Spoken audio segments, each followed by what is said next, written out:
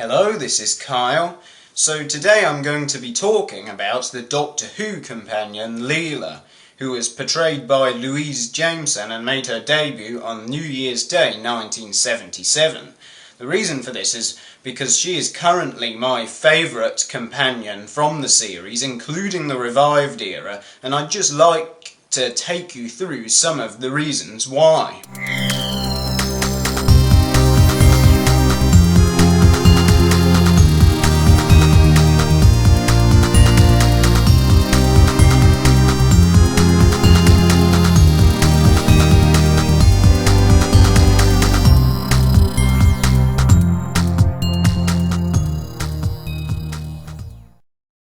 One constant aspect of Doctor Who has always been the role of the companion, a role that has endured ever since the show first began. So a good place to start explaining why I think Leela is my favourite companion would be to question the purpose which the companion actually serves in the first place. Certainly, among other things, the companion is generally viewed as an audience surrogate, giving the viewers something they can identify with, which is crucial when your show is set in the future and features alien civilizations on alien planets. If you don't have an audience surrogate to ask the same questions and react the same way that we would to these new worlds and new situations, it can quickly start to feel like a party that the audience isn't invited to. Now, admittedly, not many of us are savage knife-wielding warriors from the future, so how does Leela fulfill this role? Well, I believe that a large part of the appeal of Doctor Who lies in its progressive attitude towards issues such as race, gender and ethnicity. Now, one obvious counter-argument to this is that we had to wait until 2007, of course, for the first dark-skinned companion.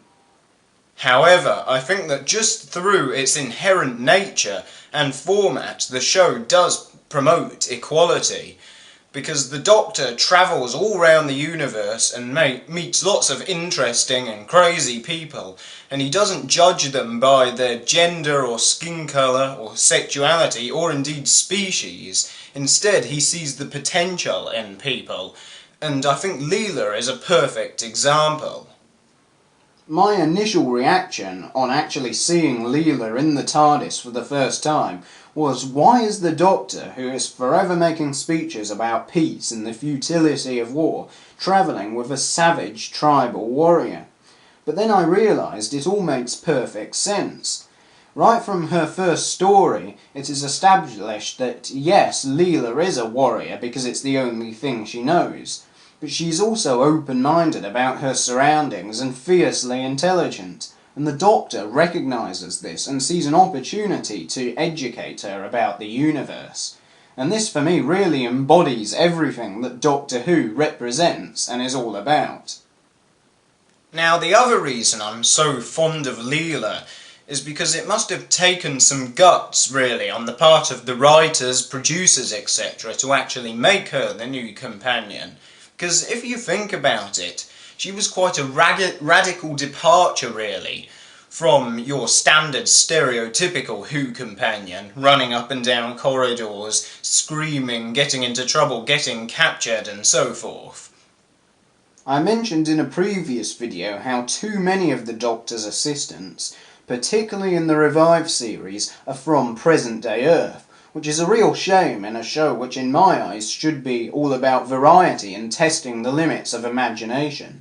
But not only is Leela from the future, she is also strong-willed and independent. Remember, it's Leela who forces herself upon the Doctor, not the other way round. And she can more than look after herself. You know, you wouldn't last long if you tried to threaten her. So I think she is also a very positive representation of women in that sense as well. One more thing I would just like to add, if you haven't seen it already, I really do recommend you watch the 4-part Doctor Who serial, The Face of Evil, which of course was Leela's first story, and it was a very strong one, partly because of Leela, and also because it deals with the consequences of the Doctor's actions, which is something I'll no doubt get onto in a later video. As always, thank you for watching. Don't forget to like and subscribe, and also check out my website and my Facebook page, and I will see you next time.